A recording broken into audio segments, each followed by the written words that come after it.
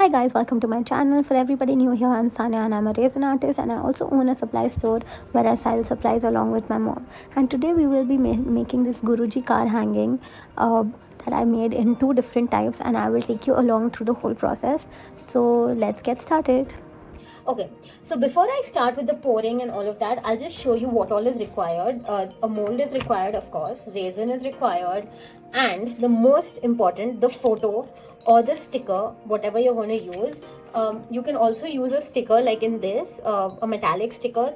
We have those also in our store, but I want to use these photos that I have cut into circles and I have got them laminated. So coming back to what I was talking about laminated photos was that, you know, if you print this, like suppose you've printed this on an A4 size paper, okay, make sure you cut it into the shape that you want and then get it laminated, because otherwise it leaves no point. Okay, so suppose you just get the whole sheet laminated and then you cut it, the whole lamination will tear apart, which we don't want, because the whole point of lamination is to prevent resin from fading the picture. Right now, another thing, if you don't want to get lamination done, and if you think that, you know, lamination might cost you more, or the shops are far away, there is something called as varnish or Mod Podge. I'll insert the images here and here. So you just have to, so varnish comes as a spray, right? So you can just spray, let it dry and spray it at the back, and do this a couple of times, so that just seals the photo. And the same with Mod Podge, but the difference between the Mod Podge and the varnish is the Mod Podge is a liquid, so you'll have to take like a paint brush or a silicone brush and do that, right? So I have gotten them laminated because I feel that's easier. So I have two images of this size and two of this size. So I didn't cut one because I wanted to show you how it looks after getting laminated. So now the reason why this is all transparent and this, you know, there's a picture in center, because when I printed it on the A4, I first cut it, like I got it cut from the shop, and then I put it in. I just wanted to show you, you know, how it looks when you cut and get it done. So now I just basically just cut it in a round. Okay guys, so now I'll just keep these away. I don't need them till the next layer, okay, because my first layer, as I said, is going to be very simple: a white mica powder and opaque tape, no, actually just mica powder mixed with resin. That's what my layer is going to be. Okay, so I think this view is good. So I have taken some resin. By the way, I swear by using Joy Art, and I only sell resin that I really use, and I think Joy Art is one of the best ones. I have made videos of it before where this completely turns clear, but right now I'll not do that because I'll take too much time. So I'll just mix and get back to you. Okay, so can you see how clear it has become? Exactly what I was talking about. So now I have these mica sets on my store as well, and I, you know, love using them. So I'm just using the white because that's the shade I want. And the good thing is that if you're somebody who likes to use too many shades but doesn't want to buy like big bottles, this is perfect, because it, like, they come in many shades. I'll insert a picture if I can, and or you can, you know, even check it out on my store, and you can use it a lot of times, like colors that you don't use on an everyday basis, like browns or something. You can just, you know, use it. So that's something I really like about, you know, this. And now that's what I'm doing. I'm going to mix and then I'll get back to you. So I sprayed, you know, bubble buster to make sure that no bubbles come, and I've also, you know, tried to remove all the impurities. So the molds that I'm going to pour into are 1, 2, 3, 4, and if I have some left, maybe in one of these, just in case I change my mind tomorrow. So now I'm going to start pouring.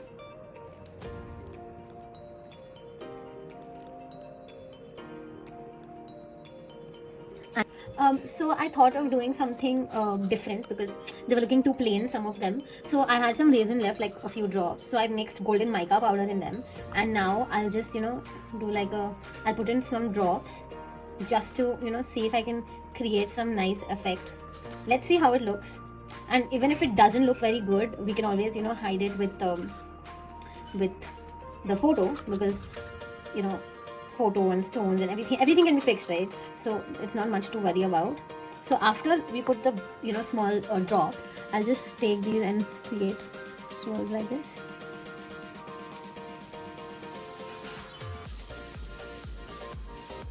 Remember yesterday we were doing this, right? Like we were on the first layer of the hanging. So today we'll be doing the other parts. Yeah, so the lighting is fixed. So this is the biggest photo. I'll be putting this inside this. I think I will cut a little bit of the sides so that it fits properly.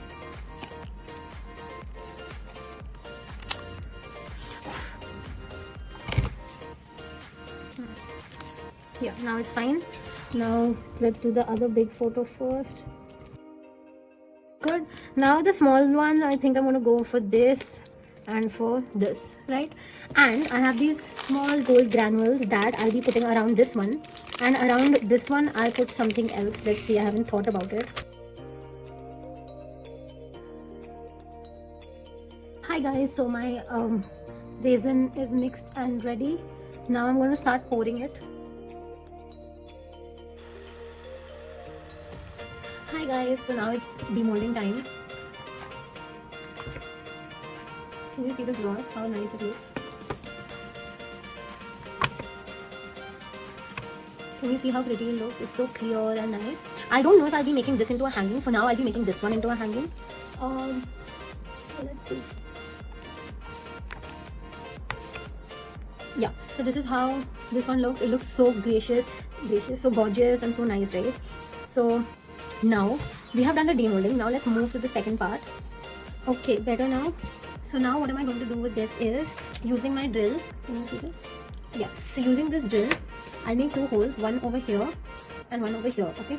So that I can insert, let me just show you.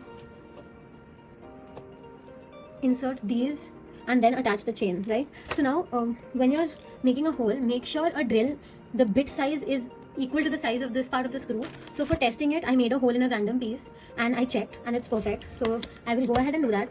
You can do this using a electric drill, but my electric drill suddenly stopped working. I don't know why. So I'll go ahead with a manual drill. So now I think the hole is deep enough. So I'll take a plier.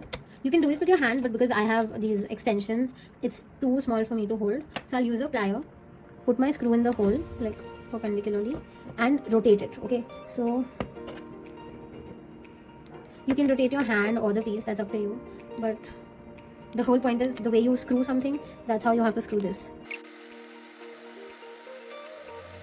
So it looks strong, so I'm going to come out easily. Pull and test it. Hold, pull, see it's not coming out. I'm using all my strength.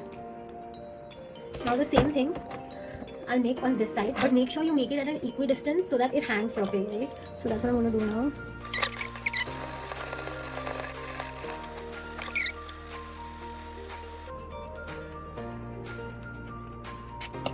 Sorted. So can you see this looks absolutely fine? You pull it, it's not coming out, you pull it, it's not coming out. Now after this we need two of our jump rings.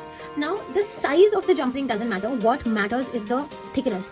Okay, now why I'm saying this is if you use a very thin, weak jump ring, it might not be able to bear the weight of this, because of which it will break, got it? And it might fall off, which we don't want. And another thing that we need is this. This is a chain. It's a 10 mm chain. You can ignore the 150 centimeter because we can cut it, right? So take it out of the pocket. So you can take any random measure depending on whatever size you want. I feel this much is good, okay, or like this much should be fine. So that's what I'm doing. So now using my plier and my other plier, I will open this part and remove it. Now I'll just use this jump ring, take the chain and insert it inside. So now that's inserted. Now you take this, you can see, right? Sorry Vikram, my fingers. Yeah, okay, this looks good. Now if you want, you can tighten this a little bit too, just to make sure that nothing happens. So you take this and shut it. So now this won't come out. The same thing you will do over here. And just put it inside and okay. Done. So this part is done, okay? I'll show you how it looks.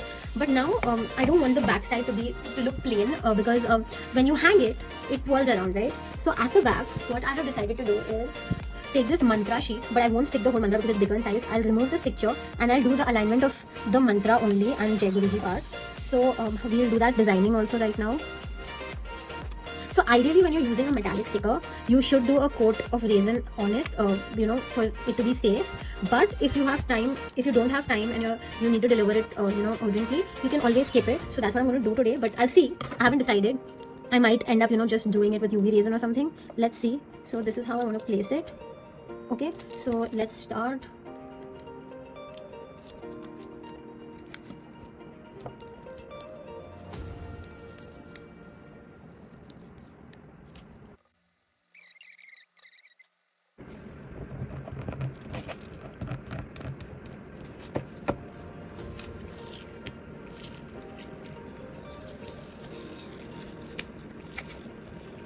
So our piece is now complete, as you can see, and now I'll just show you the second one also. I've already made it.